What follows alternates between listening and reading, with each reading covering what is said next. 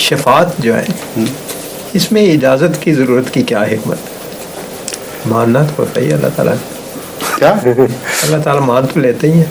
نہیں شفاعت جب جس کے متعلق یہ کہہ دے جی ہاں کہ میں ضرور مانوں گا، جی ہاں اس کا اختیار بندے کو دے دے ہاں جی تو وہ خدائی میں شریک ہو گیا، جبکہ اس کے اندرونی حالات کا علم نہیں.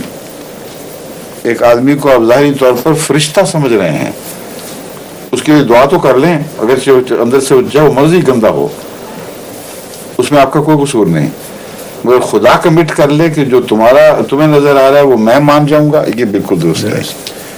یہ شان کبریائی کے خلاف ہے، اور توحید کا یہ مقام ہے جو نبیوں کو نہیں نصیب ہو سکتا. ناممکن ہے کہ نبیوں کا بھی وہی مقام ہو. اس لیے منزل نظیر میں بڑی شوقت ہے، غیر معمولی اس میں ایک خدا تعالیٰ کی طرف سے ایک روب اور تمکنت کا اظہار ہے. منزل نظیر یشفع عنده الا باذنہ، نبی بھی سوال ہی نہیں کوئی. سبحان اللہ. ٹھیک ہے، بالکل. آگے